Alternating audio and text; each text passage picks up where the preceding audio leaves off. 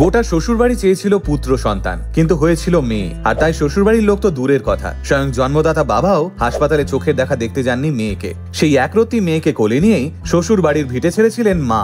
এরপর অঙ্গনওয়াড়িতে কাজ করে একার হাতে মেয়েকে মানুষ করেছেন তিনি। আজ সেই মেয়ে আসাম পাবলিক সার্ভিস কমিশনে ৮ম স্থান অর্জন করে দেশের এবং মায়ের মুখ উজ্জ্বল করল। মেয়েটার নাম দীক্ষা সরকার।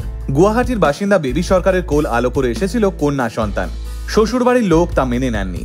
তাদের মতে পুত্র সন্তান না হলে বংশ রক্ষা হবে না। কন্যা সন্তান মানে অনেক জ্বালা। দুবেলা ভাত দাও, সুরক্ষা দাও, পড়াশুনো শেখাও, আর তারপর লাখ লাখ টাকা খরচ করে বিয়ে দাও। একটা পয়সাও তো আসবে না ঘরে, উপরন্তু পয়সা যাবে, বেকার ইনভেস্টমেন্ট।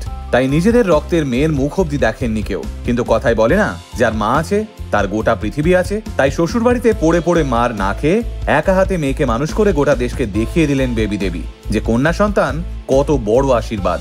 আসুন আজকের ভিডিওতে আপনাদের এক মায়ের লড়াইয়ের গল্প বলি। আসামের শ্রীভূমি জেলার একজন অঙ্গনওয়াড়ি কর্মী বেবি দেবী, কিন্তু বিয়ের আগে তিনি এই কাজ করতেন না। বেবি দেবী কন্যা সন্তানের মা হওয়ার পর থেকেই তার জীবনের সংজ্ঞাটাই বদলাতে শুরু করে।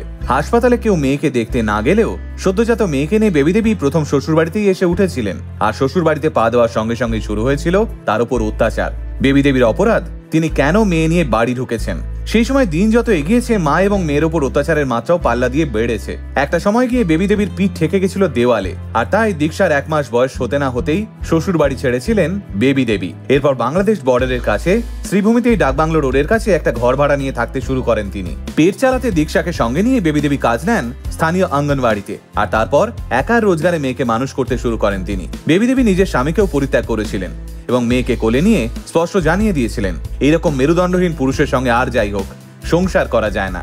অঙ্গনওয়াড়িতে কাজ করে দীক্ষাকে তিনি সিভিল সার্ভিস পরীক্ষার জন্য প্রস্তুত করিয়েছিলেন। এছাড়াও পড়িয়েছেন বেনারস হিন্দু ইউনিভার্সিটি থেকে শুরু করে ইন্ডিয়ান ইনস্টিটিউট অফ সায়েন্স এডুকেশনের মতো জায়গায়। বাবা থেকেও না থাকার কোনো খামতি বা দুঃখ কোনোটাই মেয়ের জীবনে জায়গা করে নিতে দেননি বেবি দেবী। তাই দীক্ষার মাই দীক্ষার গোটা পৃথিবী।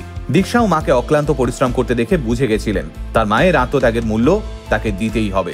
দীক্ষা 2022 সালে বিএসসি নিয়ে বটানি পাশ করেন। বটানিতেও ফার্স্ট ক্লাস পান দীক্ষা। এরপর গুয়াহাটিতেই সিভিল সার্ভিস পরীক্ষার জন্য কোচিং নেন তিনি। সম্প্রতি আসাম পাবলিক সার্ভিস কমিশনের রেজাল্ট বেরিয়েছে, আর তাতেই দীক্ষা 8ম স্থান অধিকার করেছেন।